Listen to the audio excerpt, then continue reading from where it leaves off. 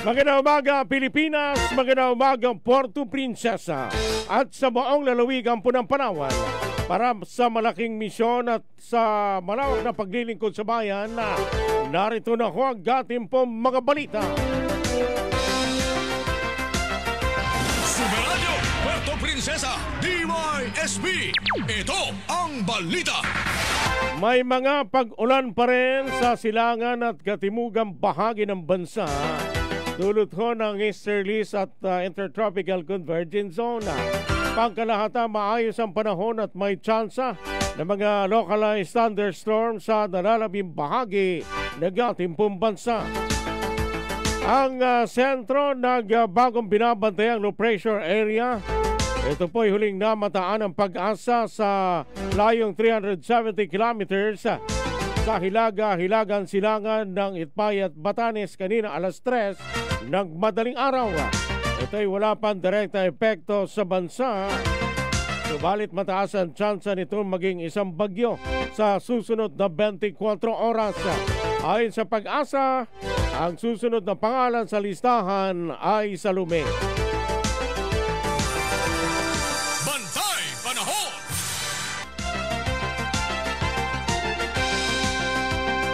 Alas 5:46 na ho ng umaga. Kayo'y nakikinig sa Super Balita sa umaga. Samantala mga kaibigan, punta na ho natin ang ating pong mga balita.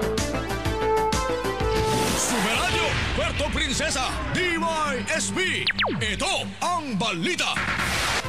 City Councilor Patrick Hagedorn nais hilingin sa Land Transportation Office sa Puerto Princesa na magpatupad ng kaunting kaluwagan sa panghuhuli sa mga lumalabag sa batas trapiko.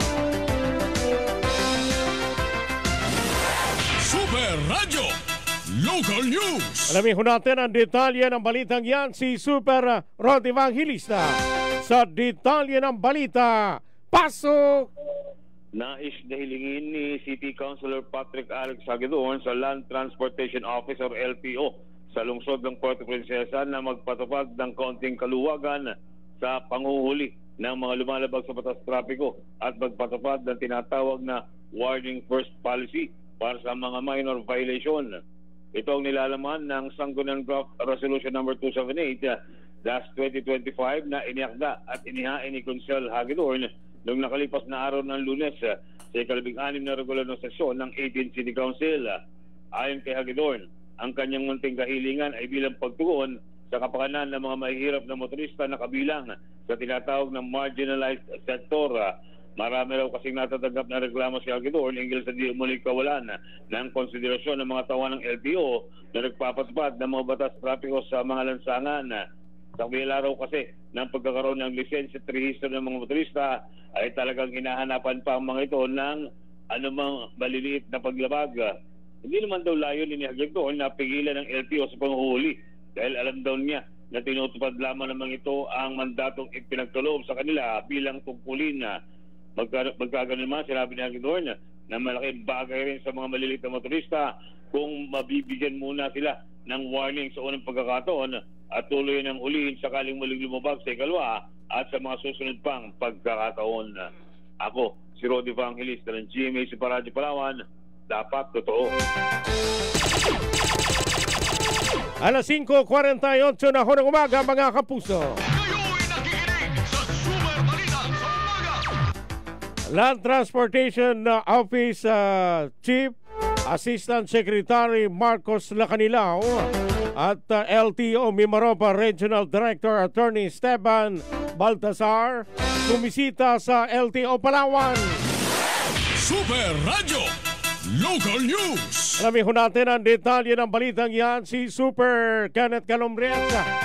Sa detalye ng balita, Pasok! Bumisita sa tanggapan ng Land Transportation Office Palawan si Assistant Secretary Marcos Lacanilaw, hepe ng LTO, kasama si LTO Mimaropa Regional Director Attorney Esteban Baltasar upang makipagpulong kaugnay ng viral video na kinasasangkutan ng isa na lang enforcer matapos pumasok sa isang pribadong property sa Barangay Siksikan noong araw ng Biyernes. Ayon kay Asik Lacanilaw, aminado siyang nagkaroon ng pagkakamali ng enforcer dahil sa pagpasok nito sa pribadong property. Gayunman, nilinaw niyang walang inisyong temporary operator's permit o TOP at kinuha lamang ang mga detalye ng plaka ng mga naturang motorsiklo upang paghain ng show cause order sa mga nagmamay-ari nito na umunoy umiwas sa checkpoint kaya sinundan ng enforcer sa lugar. Dagdag pa ni Asik Lacanilaw, hindi niya tinotolerate ang maling gawain ng kanyang mga tauhan kaya pinayuhan niya mga ito na laging gawin ang tama ang kanilang trabaho upang maiwasan na ng mga reklamo laban sa kanila. Kaugnay nito, pinayo rin niyang sa halip na habulin ni sundan ng mga motorista ay kunan na lamang ng litrato mga ito upang may daan sa tamang proseso ang paghain ng kanilang mga paglabag. Ako si Kerat Calomaris ng GMA Super Radio Palawan. Dapat totoo. Samantala mga kaibigan, sa iba pang balita, Board Member Ariston Arzaga nais na isulong ang pagkakaroon ng common area kung saan maaaring magluto ang mga bantay ng pasyente sa mga ospital na pinangangasiwaan ng pamahalaang panlalawigan. Super Radio Local News. Alamin ho natin ang detalye ng balitang yan si Super JB Juanit sa detalye ng balita. Pasok! Sa pamamagitan ng isang resolusyon ay hiniling ni Board Member Ariston Arzaga na mapag-aralan ng posibilidad na paglalagay ng common area kung saan magagamit ng mga bantay ng pasyente sa mga ospital na pinangangasiwaan ng pamahalang panlalawigan ng Palawan. Ay kay Arzaga, ang pasilidad na ito ay naglalaman ng mga lutuan, banyo at resting area ng mga kamag-anak ng mga pasyente na isinusugon sa mga pampublikong ospital sa Palawan. Bunga man ito ng kanyang obserbasyon at mga kahilingan ng mga pamilyang nagbabantay sa mga pasyente na karamihan ay mga indigent na galing pa sa malalayong mga lugar. Ay kay Arzaga, malaking ginhawa man ito sa mga pasyente upang hindi na sila mahirapan pang umuwi o pauwi-uwi para lang makapagluto o maglinis ng kanilang mga katawan. Ang kahilingan na ito ay direktang hiniling itong bukal kay Governor Amir Alvarez sa pamagitan ng Hospital Management and Development Program na may layuning may sa katuparan sa 16 na mga ospital sa lalawigan ng Palawan. Ako, si J. Lianich ng GMA Super Radio Palawan. Tataso to. Mga kaibigan, ng tamang oras sa 5:52 na ho ng umaga. Kayo'y nakikinig sa Super Balita sa umaga. Samantala sa iba pang balita, balita naman mula sa bayan po ng Roxas, Palawan. Memorandum of Agreement sa pagitan ng lokal na pamahalaan ng Roxas, Palawan at mga accredited pharmacy sa naturang bayan nilagdaan kahapon para sa Guarantee Letter Program ng munisipyo. Super Radio Local News. Alamin ho natin ang detalye ng balitang yan na Super Rod Evangelista. Sa detalye ng balita, pasok! Ilagda na kahapon ang isang Memorandum of Agreement or MOA sa pagitan ng lokal na pamahalaan ng bayan ng Roxas, Palawan at ng mga accredited pharmacy o drugstore sa naturang bayan para sa libreng gamot para sa mga mahirap na mamamayan ng Roxas. Layunin ng naturang MOA ang ipatupad ang Guarantee Letter Program ng lokal na pamahalaan kung saan ang mga kwalipikadong pasyente ay makatatanggap ng libreng gamot mula sa mga accredited na botika. Sa ilalim daw ng naturang programa, ang mga pasyenteng may Barangay Certificate of Indigency at Guarantee Letter ay maaari makakuha ng gamot batay sa reseta ng doktor na babayaran naman ng LGU Roxas. Nakasaad din sa kasunduan ang maayos na transparent na proseso sa pagitan ng munisipyo at mga partner pharmacy upang matiyak na ang tulong ay mapupunta lamang sa mga tunay na nangangailangan. Sa ganitong paraan daw ay mas mapalalakas ng lokal na pamahalaan ang serbisyong pangkalusugan at mapapalawak ang access sa essential medicines para sa mga mamamayan ng Roxas. Bahagi raw kasi ito ng prioridad ni Municipal Mayor Pedez Bando na naglalayong mapalapit ang serbisyo publiko sa bawat mamamayan, lalo sa mga kapos na sa kakayang pinansal. Ako, si Rod Evangelista ng GMA Super Radio Palawan, dapat totoo. Ang balitang ito ay inihatid sa inyo ng Tanduay Light, gaan ng may kasama. Alas 5:54 na ho ng umaga mga kapuso. Samantala, punta muna natin ang balita mula kay Super June Vicer Bantaculo. DNR nakipagpulong sa pamahalang bayan ng San Vicente para sa nakatakdang pagsasagawa ng Rapid Land Tenure Appraisal Program sa munisipyo. Super Radio Local News. Alamin ho natin ang detalye ng balitang yan na si Super June Vicer Bantaculo sa detalye ng balita. Pasok!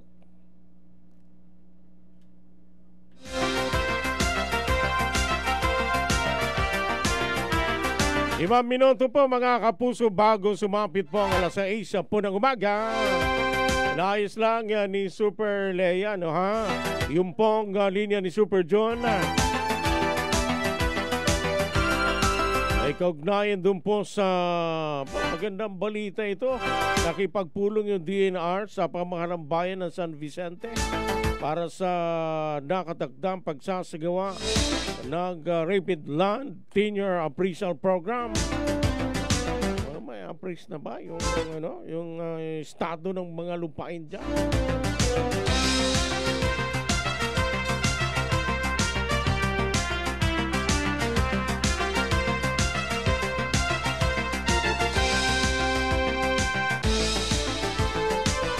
Akin na yung linya ni Super John.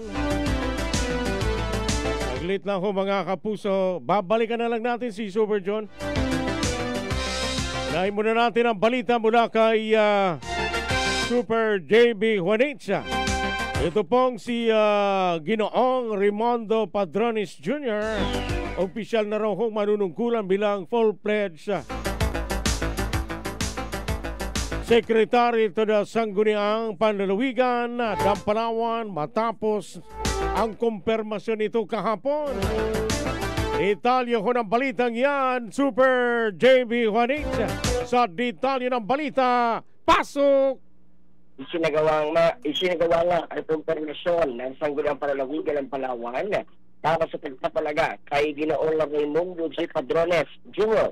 bilang full-fledged Secretary to the Sangguniang Panlalawigan sa isinagawa regular na sesyon kahapon, October 31, 2025. Ang kumpirmasyon ng posisyon ni Padrones ay pinangunahan ni Board Member 1 Antonio E. Alvarez na nagsilbing presiding officer ng sesyon. Epektibo ang kanyang appointment mula October 16, 2025. Ayon kay Provincial Human Resource Management Officer Rolando B. Bunyi, si Padrones ay mahigit 2 dekadang karanasan sa lokal na pamahalaan, partikular na sa larangan ng legislative support, legal research at public administration.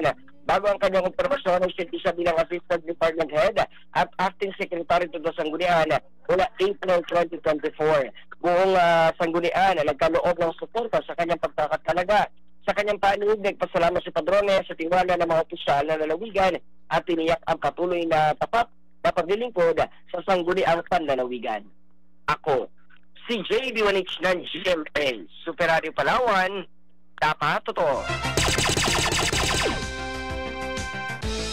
Alas 5:57 na ho ng umaga. Balikan ko natin si Super June Vicer Bantaculo. Ito po ang DNR nakipagpulong sa pamahalang bayan ng San Vicente para sa nakatakdang pagsasagawa ng Rapid Land Tenure Appraisal Program sa munisipyo. Super Radio Local News. Alamin ho natin ang buong detalye ng balitang yan. Super June, pasok! Nakipagpulong ang mga kawani ng Department of Environment and Natural Resources sa pamagitan ng Sendro Rojas sa pamalampayan ng San Vicente bilang bahagi ng pagpapatupad ng Rapid Land Tenure Appraisal Program. Nagpahayag naman ng buong suporta ang lokal na pamahalaan ang pagbisita kaugnay sa gawang preparasyon para sa cascading activity at pag-iikot sa iba't ibang barangay sa San Vicente na nakatakdang sa gawa sa October 23 hanggang November 7, 2025. Ang RLTA ay isang estratehiya ng DNR at Land Management Bureau upang mapabilis ang proseso ng land titling sa mga komunidad. Inaasahan makatutulong umano ito upang matukoy at maayos ang mga lupang walang titulo na maaaring maisa sa regular na land titling program ng gobyerno. Ako si June Vicer Bantaculo ng GMA sa Radyo Palawan. Dapat totoo.